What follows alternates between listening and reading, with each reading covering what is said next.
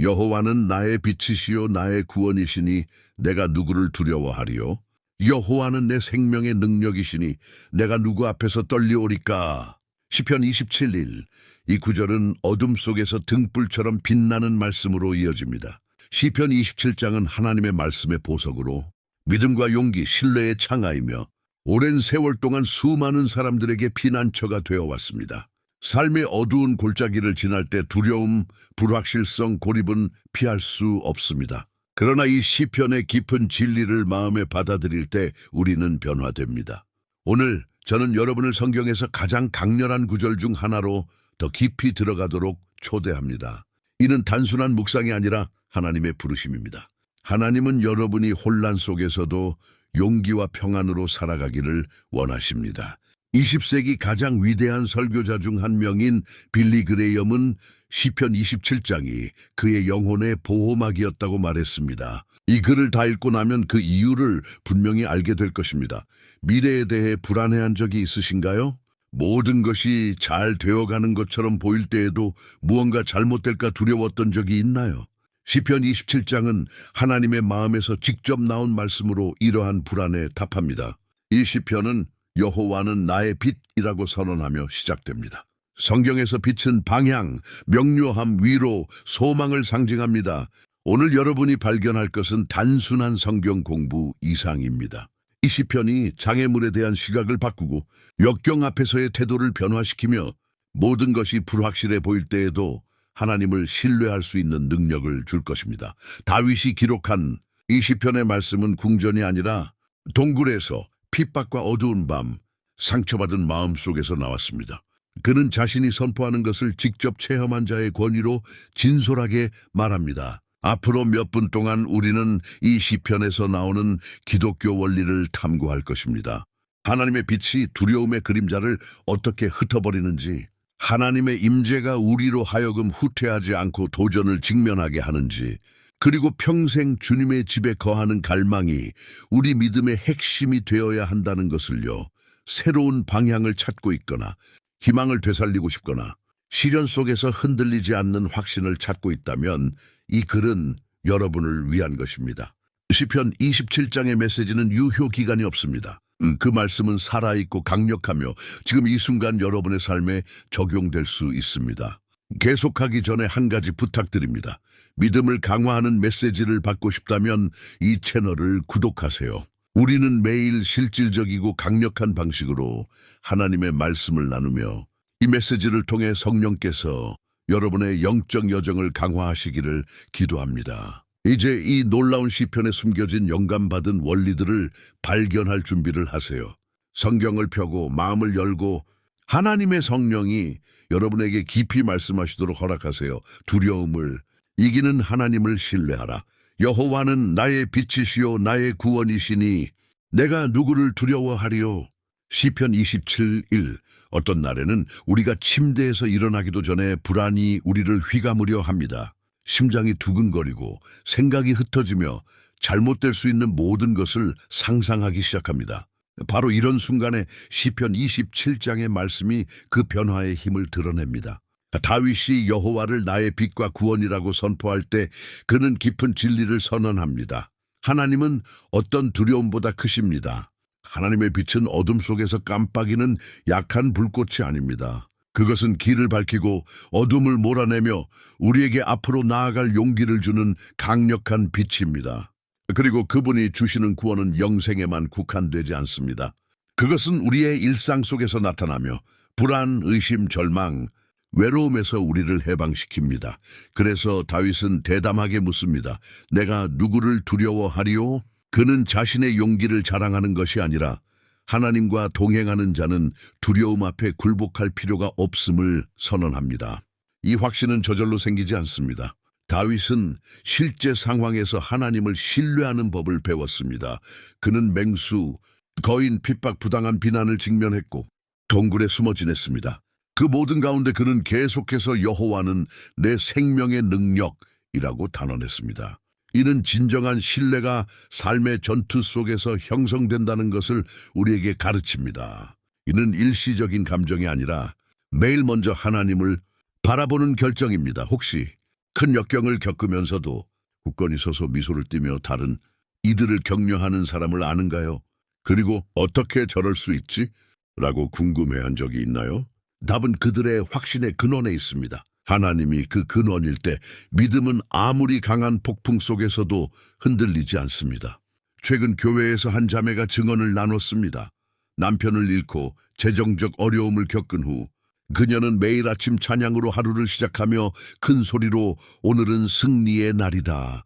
하나님이 나와 함께 하시기 때문이다. 라고 선언했습니다. 많은 이들이 그녀의 태도에 감동받았습니다. 이는 고통을 부정하는 것이 아니라 살아있는 믿음이었습니다. 그녀는 하나님이 자신을 버리지 않으실 것이라 믿었고 하나님은 정말로 그녀를 버리지 않으셨습니다. 하나님을 신뢰한다고 해서 두려움이 완전히 사라지는 것은 아닙니다. 때때로 두려움은 문을 두드립니다. 하지만 다윗처럼 우리는 그것을 들여놓지 않기로 선택할 수 있습니다. 여호와는 나의 빛이시니 내가 누구를 두려워하리요. 이 선언은 우리의 관점을 바꾸기 시작합니다. 걱정으로 하루를 시작하는 대신 하나님이 우리 곁에 계심을 기억하며 하루를 시작할 수 있습니다. 불안 속에서 하루를 마무리하는 대신 하나님의 신실한 동행에 감사하며 하루를 마무리할 수 있습니다. 예수님도 이 진리를 가르치셨습니다. 복음서 여러 곳에서 그분은 두려워하지 말라고 말씀하십니다. 그분은 두려움이 우리를 얼마나 마비시킬 수 있는지 아셨지만 그분과 함께라면 어떤 도전도 직면할 힘이 있음을 아셨습니다. 마태복음 6장에서 예수님은 내일 일을 염려하지 말라고 권하시며 들의 꽃을 돌보시는 하나님이 우리를 훨씬 더 귀히 여기신다고 말씀하십니다. 이 확신을 사는 실제적인 방법은 진실한 기도로 하루를 시작하는 것입니다. 길지 않아도 되지만 진심이어야 합니다. 예를 들어 주님, 오늘 무슨 일이 기다리고 있을지 모르지만 주님께서 나와 함께 하심을 믿습니다. 내 두려움보다 주님을 더 신뢰하도록 도우소서. 시간이 지나면서 이 습관은 우리 마음을 변화시킵니다. 우리는 일상적인 순간에서 하나님의 임재의 표적을 알아차리기 시작합니다. 사고를 피한 보호, 친구의 따뜻한 말 한마디, 기적적으로 열리는 길, 신뢰할수록 두려움의 힘은 줄어듭니다. 우리는 더 대담하게 걸어가고 더 명료하게 결정하며 평안으로 도전에 직면할 수 있습니다.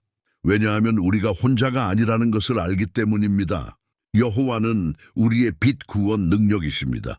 이 진리는 오늘과 여러분의 전 생애를 바꿀 수 있습니다. 하나님의 임재를 끊임없이 갈망하라. 내가 여호와께 바라는 한 가지, 내가 구하는 그것은 곧 여호와의 집에 평생토록 거하며 여호와의 아름다움을 바라보며 그 성전에서 사모하는 그것이로다. 시편 27사 이 구절은 시편에서 가장 숭고하고 깊은 구절 중 하나입니다. 이스라엘의 왕, 승리의 전사, 존경받는 지도자였던 다윗은 하나님께 많은 것을 구할 수 있었습니다. 안전, 승리, 번영, 건강. 하지만 그는 자신의 갈망을 하나로 요약합니다. 하나님의 임재 속에 사는 것. 이는 진정으로 삶에서 중요한 것이 무엇인지 깨달은 사람의 마음을 드러냅니다. 하나님의 임재를 갈망하는 것은 예배에 참석하거나 찬양을 부르는 것에 국한되지 않습니다. 그것은 창조주와의 친밀하고 지속적인 관계를 키우는 것이며 일요일이나 위기 때뿐 아니라 모든 날과 상황에서 그분과 가까이 있기를 원하는 것입니다. 다윗이 내 평생토록이라고 말할 때 그는 이렇게 표현합니다. 주님, 고난에서뿐 아니라 내 하루의 모든 순간에서 주님을 알고 싶습니다. 이 갈망은 추상적이지 않습니다. 그것은 살아있습니다. 아침에 일어나 핸드폰을 잡기 전에 무릎을 꿇는 순간입니다. 버스를 타거나 설거지를 하거나 운전하면서 조용히 하나님과 대화하는 것입니다. 하나님은 멀리 계신 존재가 아니라 우리와 함께 걷기를 원하시는 분임을 아는 것입니다. 하나님의 임재 속에서 사는 것은 숨 쉬는 것과 같습니다. 자연스러울수록 우리의 믿음은 더 살아납니다. 많은 이들은 하나님의 임재가 큰 행사나 강렬한 감정의 순간에서만 나타난다고 생각합니다. 그렇습니다. 하나님은 그런 순간에 계십니다. 하지만 조용한 방 안, 일하는 중 잠깐의 멈춤 마음을 울리는 멜로디 속에도 계십니다. 하나님은 진정성, 완전한 헌신, 뜨거운 갈망이 있는 곳에 계십니다. 최근 한 젊은이가 단순하지만 깊은 고백을 나누었습니다. 그는 매일 5분을 자신만의 방식으로 하나님과 대화하는 시간을 가졌습니다. 처음에는 적은 시간처럼 느껴졌지만 곧 그 시간이 하루 중 가장 귀한 시간이 되었습니다. 그는 말했습니다. 설명할 수 없지만 내 마음이 더 가벼워지고 길이 더 분명해 보입니다. 이것이 하나님의 임재를 갈망하는 삶입니다. 예수님도 이 진리를 가르치셨습니다. 요한복음 15장에서 그분은 우리가 포도나무에 연결된 가지처럼 그분 안에 거하라고 초대하십니다. 그분 없이는 우리가 아무것도 할 수 없기 때문입니다. 하나님의 임재 속에서 사는 것은 영적 위로뿐 아니라 필수적인 필요입니다. 그분 없이는 우리는 방향을 잃습니다. 그분과 함께라면 가장 힘든 순간도 이겨낼 수 있습니다. 하나님을 끊임없이 갈망하는 것은 우리의 믿음이 식지 않게 합니다. 종종 멀어지는 것은 큰 죄 때문이 아니라 작은 방해들 때문입니다.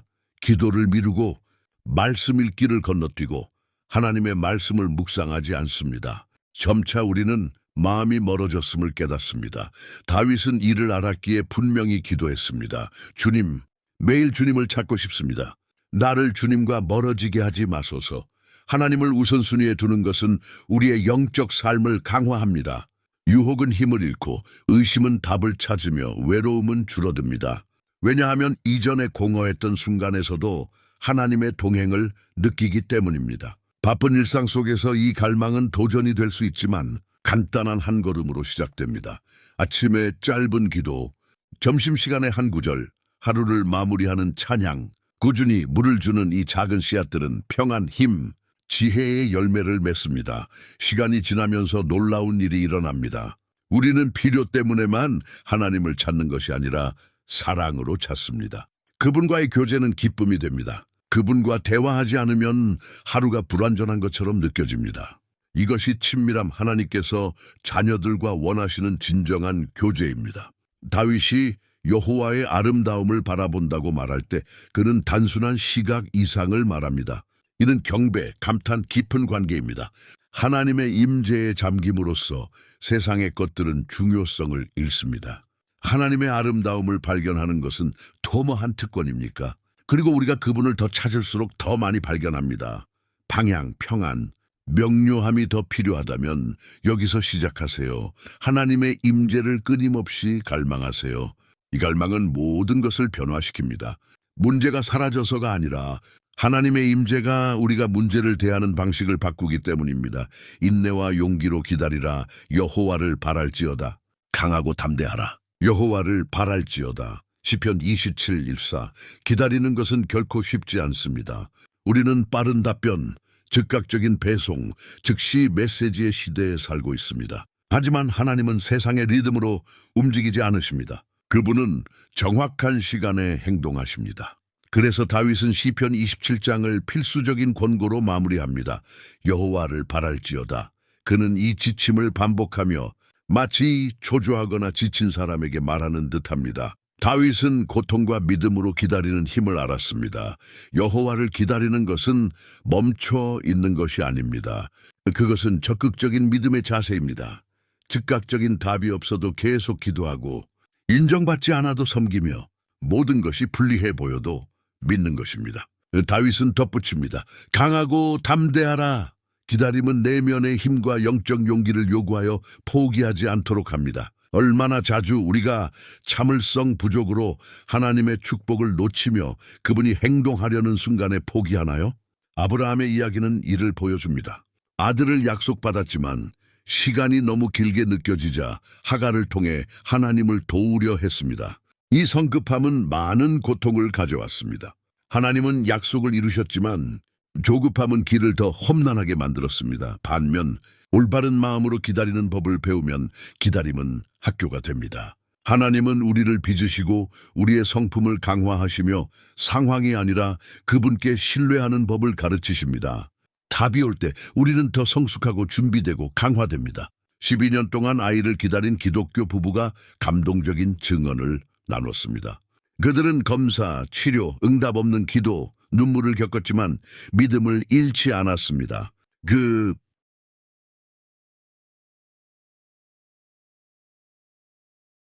들은 교회에서 계속 섬기고 다른 가정을 축복하며 기도했습니다. 임신 소식을 들었을 때 그들은 말했습니다. 하나님은 단지 아이를 준비하신 것이 아니라 우리가 부모가 되도록 준비시키셨습니다. 이것이 대담함으로 여호와를 기다리는 것입니다. 다윗은 기다림의 사람이었습니다. 젊은 나이에 왕으로 기름 부음을 받았지만 왕좌에 오르기까지 수년을 기다렸습니다. 그 기간 동안 그는 핍박받고 오해받고 도망자로 살았습니다. 하지만 그는 하나님을 신뢰하는 법을 배웠습니다. 그의 승리는 그의 힘이 아니라 하나님의 때를 기다림으로 왔습니다. 그의 삶은 우리에게 말합니다. 여호와를 기다리는 자는 결코 실망하지 않습니다. 우리는 지칠 수 있지만 결코 버림받지 않습니다. 기다림에서 기억해야 할 중요한 진리, 우리가 보지 못할 때에도 하나님은 일하고 계십니다. 그분은 상황을 정렬하고 우리 마음을 강화하며 우리가 깨닫지 못하는 위험에서 우리를 보호하십니다. 씨앗의 이미지는 이를 잘 보여줍니다. 며칠 또는 몇 주 동안 씨앗은 흙 속에서 아무 일도 일어나지 않는 것처럼 보입니다. 하지만 실제로는 뿌리가 자라고 단단해지며 적절한 때에 싹을 틔우고 꽃을 피웁니다. 하나님의 약속도 이와 같습니다. 우리가 보지 못하더라도 그것은 뿌리를 내리고 자라고 있습니다. 기다림은 또한 우리를 하나님께 더 가까이 이끕니다. 모든 문이 닫힌 것 같을 때 우리는 하나님이 문이심을 발견합니다. 무엇을 해야 할지 모를 때 그분이 지혜이심을 깨닫습니다. 길이 막힌 것 같을 때 그분이 길이심을 기억합니다. 기다림의 시간에 있다면 이것을 기억하세요. 하나님은 여러분의 마음을 보십니다. 그분은 여러분을 잊지 않으셨습니다. 모든 눈물, 모든 기도, 모든 생각, 그분은 모든 것을 아십니다. 그리고 그분은 기다리는 자들을 존중하십니다. 지금 모든 답을 갖고 있지 않을지라도 하나님의 임재가 있으며 그것은 계속 나아가기에 충분합니다. 강하고 담대하라. 모든 것이 쉽기 때문이 아니라 하나님이 신실하시기 때문입니다. 그분은 약속을 이루실 것입니다. 그분의 때에 모든 것이 이해될 것입니다. 그리고 약속이 이루어질 때 뒤를 돌아보며 이렇게 말할 것입니다. 기다림은 선물이었습니다. 그것은 나를 더 강하고 성숙하며 하나님과 더 가까워지게 했습니다. 하나님의 선하심에 마음을 두라. 내가 산자의 땅에서 여호와의 선하심을 보리라 믿었도다. 시편 27:3. 나쁜 소식, 개인적인 싸움, 끝없는 고통 속에서 세상에서 선함이 사라지는 것처럼 보일 수 있습니다. 하지만 다윗은 강력한 선언을 합니다. 내가 산자의 땅에서 지금 여기서 여호와의 선하심을 보리라 믿는다. 그는 공허한 낙관론을 말하는 것이 아닙니다. 다윗은 고통을 알았습니다. 그는 핍박받고 부당하게 비난받고 배신당하고 사랑하는 이들을 잃었습니다. 그럼에도 그는 믿음을 선택했습니다. 그리고 그 선택은 그의 삶을 변화시켰습니다. 하나님의 선하심에 마음을 두는 것은 거친 바다에 닻을 내리는 것과 같습니다. 파도가 얼마나 세든 배는 흔들리지 않습니다. 하나님의 선하심은 상황에 의존하지 않습니다. 그것은 그분의 본질의 일부입니다. 하나님은 단지 선한 일을 하시는 분이 아니라 본질적으로 선하십니다. 우리는 그분의 길을 이해하지 못할 때도 그분이 누구신지를 신뢰할 수 있습니다. 때때로 우리는 선하심을 편안함과 혼동하며 어려운 일이나 고통스러운 일이 하나님의 뜻일 리 없다고 생각합니다. 하지만 항상 그렇지는 않습니다. 종종 하나님의 선하심은 고통스러운 과정 속에서 깊이 드러나며 마치 치유를 위해 자르는 외과의사처럼 말입니다. 어린 아들을 잃은 한 여성이 감동적인 증언을 나눴습니다. 고통은 여전히 여기 있지만 하나님은 매 순간 그분의 선하심을 보여주셨습니다. 그분 없이는 견딜 수 없었을 것입니다. 그녀는 가장 힘든 날에 누군가가 도움을 주러 나타났고 예상치 못한 곳에서 기도가 왔으며 슬픔 속에서도 설명할 수 없는 사랑이 그녀의 마음을 채웠다고 말했습니다. 이것이 어둠 속에서 하나님의 선하심을 보는 것입니다. 하나님의 선하심에 마음을 둘 때 우리는 예상치 못한 일 앞에서 절망하지 않습니다. 다른 이들이 비극만 볼 때 우리는 하나님의 손길을 봅니다. 우리는 매일의 작은 기적들을 알아차리기 시작합니다. 숨을 쉬는 사실, 미묘한 보호, 지쳤을 때 새로워지는 힘. 믿음은 육신이 보지 못하는 하나님의 일을 볼 수 있게 합니다. 예수님은 매번의 치유, 가르침, 포옹에서 이 선하심을 드러내시며 아버지의 마음을 보여주셨습니다. 심지어 가장 어두운 순간인 십자가에서도 하나님의 선하심은 살아있었고 인류를 위한 가장 위대한 구속의 일을 이루셨습니다. 이 진리를 사는 한 가지 방법은 감사를 키우는 것입니다. 매일 밤 그날 감사했던 세 가지를 적어보세요. 큰 것일 필요는 없습니다.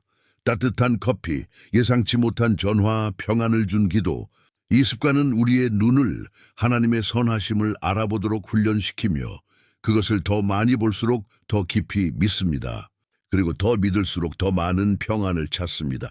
믿음을 강화하는 또 다른 방법은 하나님께서 이미 하신 일을 기억하는 것입니다.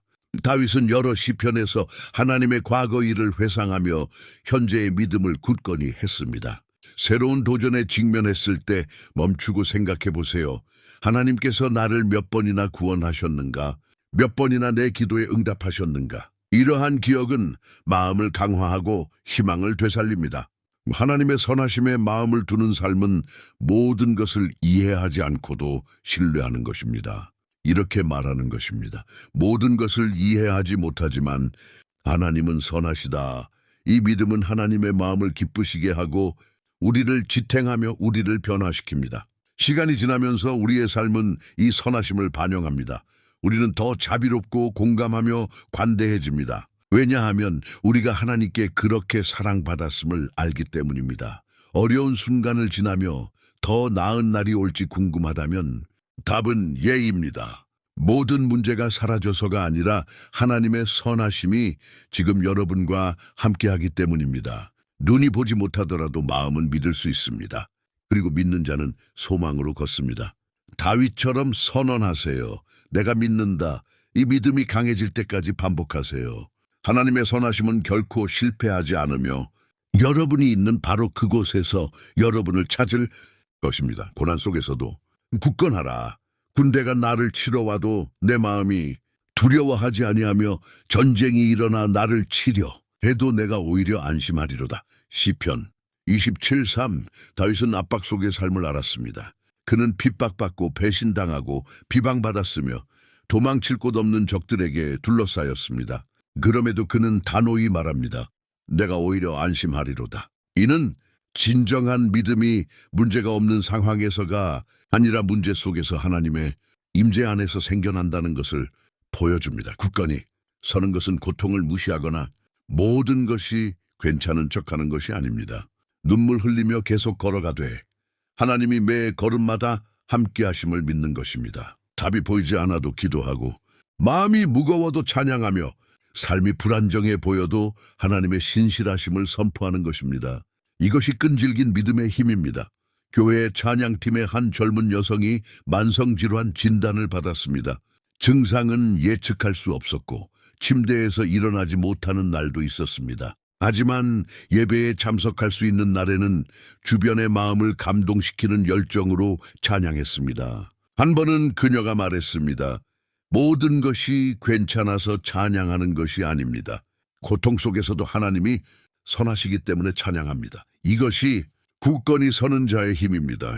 대담함은 하나님의 주권에 대한 신뢰에서 옵니다.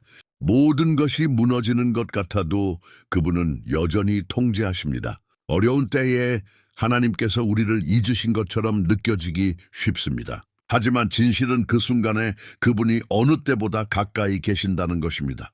시편 34:18은 여호와는 마음이 상한 자에게 가까이 하신다고 말합니다. 침묵 속에서도 포기하지 않기로 선택할 때 우리는 이미 승리하고 있습니다. 이해하지 못해도 하나님을 신뢰하기로 결정하는 것은 그분의 힘으로 지탱받게 합니다. 시간이 지나면서 우리는 깨닫습니다. 우리가 굳건히 선 것이 아니라 하나님의 은혜가 우리를 붙들어 주셨습니다. 전투의 크기는 중요하지 않습니다. 여러분은 강해서가 아니라 여러분과 함께 하신 하나님이 어떤 전쟁보다 크시기 때문에 굳건히 설 수 있습니다. 행동하기 전에 하나님의 인도를 구하라. 여호와여, 주의 길을 내게 가르치시고 내 원수들로 말미암아 나를 평탄한 길로 인도하소서. 시편 27일 다윗은 전쟁의 베테랑 뛰어난 전략가, 많은 전투에서 승리한 지도자였습니다. 그럼에도 그는 본질적인 진리를 인정했습니다. 행동하기 전에 하나님의 인도를 구해야 한다는 것입니다. 자신의 경험에 의존하기보다 그는 기도했습니다. 주님, 주의 길을 내게 보여주소서. 이 기도는 겸손과 의존을 반영합니다. 다윗은 자신의 결정이 옳아 보일지라도 진정한 안전은 하나님의 길에만 있음을 알았습니다. 행동하기 전에 하나님의 인도를 구하면 실수, 후회, 불필요한 고통을 피할 수 있습니다. 기도 없이 결정을 내려 하나님을 먼저 찾았더라면 하고 후회한 적이 얼마나 많나요? 좋은 소식은 방향을 바꾸기에 결코 늦지 않다는 것입니다. 우리의 한계를 인정하고 하나님께 길을 보여달라고 구할 때 그분은 지혜, 평안, 명료함으로 응답하십니다. 교회에서 한 형제가 2개의 일자리 제안을 받았습니다. 하나는 훨씬 높은 연봉과 매력적인 혜택을 제공했지만 설명할 수 없는 불안감이 있었습니다. 다른 하나는 더 단순했지만 깊은 평안을 주었습니다. 그는 기도하고 금식하며 영적 조언을 구하기로 했습니다. 그는 2번째 제안을 선택했습니다. 몇 달 후 첫 번째 회사는 대규모 해고를 겪는 위기를 맞았고 그는 증언했습니다. 그 순간에는 이해하지 못했지만 하나님은 나를 보호하고 계셨습니다. 하나님의 인도를 구하는 것은 시간과 인내가 필요합니다. 답은 당일에 오지 않을 수 있지만 말씀, 설교, 조언 또는 설명할 수 없는 평안을 통해 항상 옵니다. 완벽한 예는 예수님입니다. 하나님의 아들이셨음에도 그분은 아버지의 뜻을 구하셨습니다. 제자들을 선택하기 전 밤새 기도하셨습니다. 요한복음 5:19에서 그분은 아들이 아버지께서 하시는 것을 보지 않고는 아무것도 스스로 할 수 없다고 말씀하십니다. 예수님도 아버지의 인도를 필요로 하셨다면 우리야 얼마나 더 그렇겠습니까? 행동하거나 결정하거나 반응하기 전에 멈추세요. 기도하세요. 그리고 이렇게 말하세요. 주님, 주의 길을 내게 보여주소서. 하나님의 길은 항상 더 높고 안전하며 목적이 가득합니다. 무엇보다 하나님과의 친밀함을 우선하라. 내가 여호와께 바라는 한 가지, 내가 구하는 그것은 곧 여호와의 집에 평생토록 거하며 여호와의 아름다움을 바라보며 그 성전에서 사모하는 그것이로다. 시편 27:4. 다윗은 전쟁에서 승리하고 부를 얻고 왕으로서 영광을 누렸지만 그의 가장 큰 소원은 하나님과 함께하는 것이었습니다. 그는 모든 것을 하나의 갈망으로 요약합니다. 여호와의 임재 속에 평생 거하는 것. 이는 친밀함이 믿음의 보안물이 아니라 우리 영적 삶의 핵심임을 가르칩니다. 우리 중 많은 이들은 필요할 때 하나님을 찾습니다. 이는 자연스럽습니다. 하지만 하나님을 자원으로 찾는 것과 아버지이자 친구로 찾으며 그분의 임재를 사랑으로 갈망하는 것 사이에는 깊은 차이가 있습니다. 다윗은 여호와의 아름다움을 바라본다고 했습니다. 이는 그분이 하실 수 있는 일이 아니라 그분이 누구신지에 관한 것입니다. 이 친밀함은 시간, 진실함, 꾸준함으로 쌓입니다. 간단한 기도로 시작되고 조용한 순간에서 자라며 하루 동안 속삭이는 찬양으로 깊어집니다. 하나님께 가까이 갈수록 우리의 마음은 그분의 마음과 더 일치됩니다. 우리는 그분의 생각을 더 잘 이해하고 그분의 감정을 느끼며 은혜로 상황에 응답합니다. 감정적으로 힘든 시기를 겪던 한 젊은이가 15분 일찍 일어나 하나님과 조용히 시간을 보내기 시작했습니다. 그는 아무것도 구하지 않고 단지 그분과 함께 있기를 선택했습니다. 처음 며칠은 아무 느낌이 없었지만 몇 주 후 깊은 평안과 하나님의 임재를 확신하게 되었습니다. 그는 말했습니다. 삶의 소음 속에서 하나님의 음성을 듣는 법을 배웠습니다. 이것이 친밀함입니다.